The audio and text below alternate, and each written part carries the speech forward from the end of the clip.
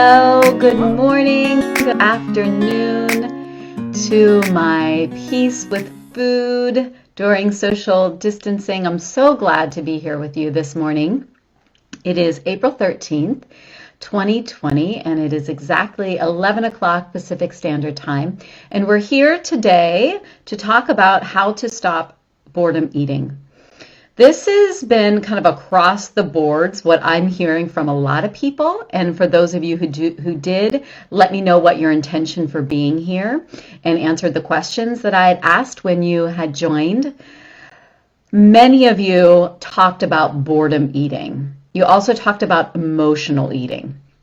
Boredom eating is emotional eating. It's a very specific emotion. It's a specific feeling that you're having that's creating you, that is catapulting you into wanting to eat, right? It's boredom. So we're going to talk about 5 steps that you can do. I said they're 5 simple steps. I wouldn't say they're easy, otherwise you wouldn't be here, right? And they're not necessarily always easy to do these steps, but they are pretty simple. So first off, I just want to say that I understand, and I think that most people can understand what boredom eating feels like and what it feels like in our bodies. And it's that, that trapped, stuck feeling that our bodies can feel, that place of stagnation, that just makes us feel like, what do I need? What do I want? And if you notice, what I'm doing is I'm kind of doing this sort of thing. What do I need? What do I want? I'm kind of going out to figure out what I need for inside. So that is truly key, and we'll get into that in a second. But we have to understand that it is that stuck feeling, that trapped feeling, that wanting to grasp and fix the situation and fix how we're feeling right here and now. It is also, and we talked about this in the first Facebook Live coaching circle, is we talked about boredom eating being low-grade anger. So that's what I'm talking about when I'm saying it is an emotion. Because it is low-grade anger, it is frustration, it is boredom. Often happens when everything has slowed down, or we're not getting the normal stimulation, and we get to be in touch with the stuff right underneath. And it's a very specific stuff, right? So I don't know about you, but during this time of social distancing, and for me, my life has gotten a lot quieter. I know many people are working a lot more. I'm not one of those people. It has been a lot quieter for me. And in that quiet, there is nowhere to run. And the mirror of life, the mirror of what is present for me that I need to work on or shift or change is present. It's very much there. And I'm hearing that from a lot of you and a lot of people talking about this, right? And so many people have nowhere to go and they don't know what to do. So they're turning to food, they're turning to alcohol, they're turning to drugs, because they do not have the tools and the capacity to deal with the emotional landscape that is within them. And boredom is one of that, part of that emotional landscape. Okay? So I'm going to give you 5 steps on how we can be with that. And the first step is likely exactly the opposite. Wait, let me back up. The pre-step, the step before the step, is compassion. It's always compassion, my friends. It's always compassion. Compassion with self. Getting into a place of not making yourself wrong, not beating yourself up, not telling yourself that you are disgusting and wrong and bad. And that could be, I'm kind of making that intense, right? But it still may be there. Even if it's slight for you, there may be shame in how you are dealing with this boredom eating. And that is something that I want to instill in you over and over and over again, that when we get into a place of compassion for ourselves, all of the actions that and the steps that I'm going to give you are going to be easier. It's going to be easier when you're doing it, when you're not fighting yourself, but you're actually doing it with yourself. If you're making yourself wrong all the time, you're not a partner, you're not being a friend, right? You know, you've been in groups where everyone's together and then there's that one person that's just kind of pulling against it, right? Get all of you on board. That part of you that's pulling against it and telling you that you're wrong and making yourself wrong is not allowing for it to be a simpler journey, okay? So, number one is to slow down.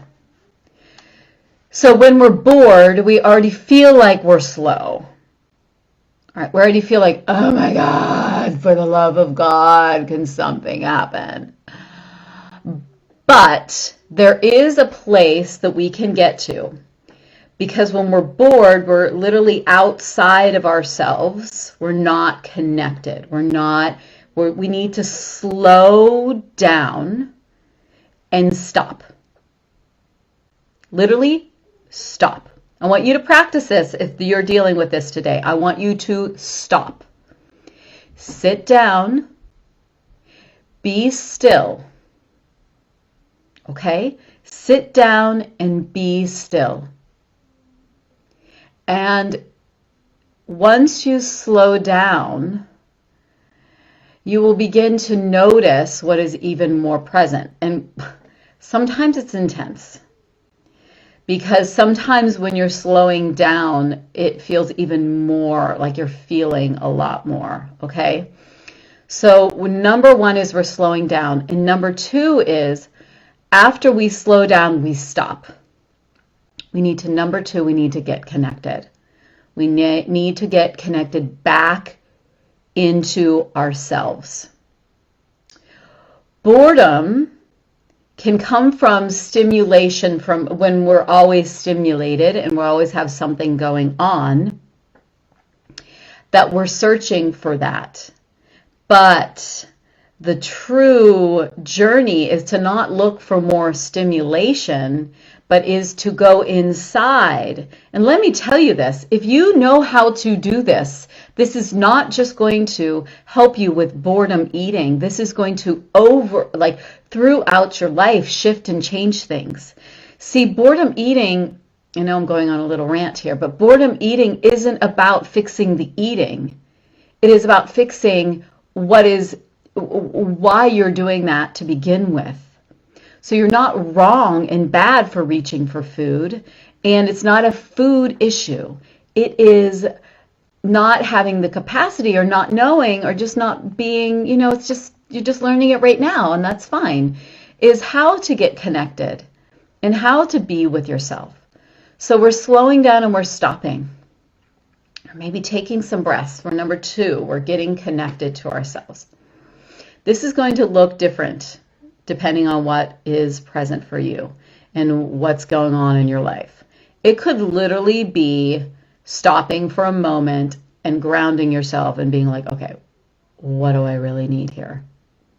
What's really going on? What is really present? What am I noticing? What am I feeling? Right? Taking some full deep breaths, grabbing doing a meditation app, doing something to get yourself back inside. I think breath is the easiest, simplest way to do this. Get yourself back connected with yourself, taking some breaths very simply, my friends, breathing up and breathing down. Breathing from the base way down low in your belly and breathing up and breathing down. This is so simple and so easy. Breathing up and breathing down. Music is a wonderful way, right? Music is a great way to get us connected. And music that we love, that gets us connected, the music that when we listen to it, it's that one song that no matter where we are or what we're doing, just goes, oh, that feels good. That song. And during this time, you may want to create a little like boredom music playlist. That is what you want to do to get yourself connected. So you're slowing down, you're stopping, and you're getting yourself connected. And you may want to write a little list. This is what I do. I have these little heart circles that I have over by my bed, and they're all my tools that I use. Reiki, meditation, Akashic Records. I just have all these little notes that I have to remind myself. Prayer. I just remind myself, okay, what are my tools? What could I be doing right now? And that can be super helpful. So you could have a little list and you could write it down and have it somewhere that feels good to you of things that you can do when you're bored or ways to get connected to yourself. Music, breath, going for a walk, whatever it is, praying. Okay? So 1, slow down, stop. Stop to get yourself connected. And then number 3 is I want you to get curious. Get curious. What are you feeling? What is present? So, like I said, there is the mirror that is showing up for each of us that are in this slowdown. We can get curious on what is actually going on, what is present, what is under the hood of boredom. What are you angry at? What are you resentful? What are you mad about? What are you pissed off about? I'm so sick of being in this house. Oh my gosh, I'm so done, right? Then let yourself feel that. Let yourself fully feel that. Let yourself notice like, wow, that really annoys me when this happens, or I'm so upset that I'm in this place, right? Like get connected, get curious. How are you feeling? Let yourself feel it. Let yourself be in it. Don't get stuck in the minutia of boredom. Boredom is a sign to go deeper, to slow down, to get connected, to find the thing that really wants to be met in you. This is an opportunity, my friends. It's an opportunity for you to find and move and clear and get present with yourself. Oh, it's so good. It's so good. So I want you to get curious. I want you to be aware and get into these places. Okay, so when we're in the flow of ourselves and we're in this connection and we're dropped into these places and even in the anger or whatever it is important to move our body. So this is number 4. So from this place, right, of like stagnation and this is a good time to get up and move your body. If you have not watched my self-care Saturdays, this past Saturday, I did a shaking practice. This is perfect for boredom. This is gonna shake it up, my friends. So get into your body in a way where you're meeting this boredom, you're meeting this anxiety, whatever's there. Meditation, like I said in the Self-Care Saturday, in this practice, meditation can be great to still the mind and get clear, but then sometimes we can find these patches of anxiety and stress. So big breaths. Right? Big breath, shaking, moving, right? Going for a walk, but going for a walk, not like just like I'm strolling, this is still boring, but moving your body in a way that you are meeting these places in you. It can be so great. And why it is so important is we often can turn to our phones. That's the go-to. Go to the phone. Go to the phone. We get these little hits of dopamine. And that's why the phone is so addictive. It is. Try to put your phone down for 2 hours and see how you do with that, right? Maybe you're great at it. But we're getting these little hits. After a while, the mind starts to go like this, and there's nothing that we can see or do on there, right? It's just like the scrolling through Facebook and the thing, right? We got to put that down because that is putting our energy outside of ourself. I want you to get inside of yourself and get it out, right? Get inside and get it out. So that is powerful. So moving your body is so important. One of the things that my husband, Olaf, talks about in relationship to our son and boredom is, he's like, boredom is great for him. Do you notice when he gets bored, then he gets creative? He starts, because we don't let him have that much screen time, even now, a little bit more, but not as much. And it's like in these moments where he's bored and he's like, I don't have anything to do and I don't know what to do and what do I need? And he's even like, can you buy me a toy? I'm like, go make the thing. You can do it with your Legos, go make it. And then he would, and he does. So it's when we're in boredom, we can drop in and get curious and we can get creative. It is amazing opportunity. So I guess this is maybe 4.5, right? It'll go along with our body. It is getting creative, making a plan. So sometimes when you're in deep boredom, it is challenging to go from boredom into creativity. But I want you to make a plan for the day. So I know for me, I get claustrophobic and bored because I'm like I'm not out in the world as much, and I'm used to driving, and I'm claustrophobic in my neighborhood. But what I've been doing is, Aspen and I have been going on these little journeys and being creative with what we're seeing in our neighborhood. We picked a bunch of stinging nettle. I'm drinking my stinging nettle tea that we harvested. It was this huge project. It was a little more than I needed, but we got creative. We found on this cactus, we found these little white dots, these little, they kind of look icky, but our neighbor told us that if you push on them, they turn red, so they're dye. So we made lip gloss. We made homemade lip gloss. So get creative. After you've cleaned out your closet, what is it you want to do today? Preventative. Being preventative is being in prevention of the boredom, having a plan for your day.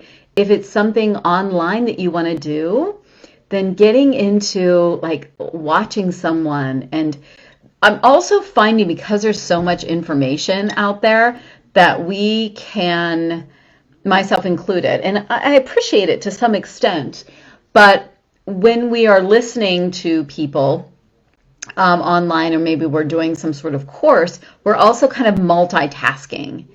And that can be okay. I'm a multitasker, and I'm just a multitasker. But sometimes when it comes to boredom, what we need to do is carve out that time and say, okay, for this next half an hour, I'm going to listen to this person talk about boredom eating, like me. Or something like carving out the time and getting all of your attention, all of your focus on one activity. Super focused, super intently on one activity. And when you do that, it brings all aspects into connection, right? You're slowing down, you're getting connected, you're using your creativity, you're being here, right here now, and that's bringing everything in. And that can be an amazing way. So whatever you're doing, do it fully. Get connected, get in your body, activate your own creativity. So I guess that's 5. I guess it isn't just 4.5, it's really 5, right? Getting into your creativity.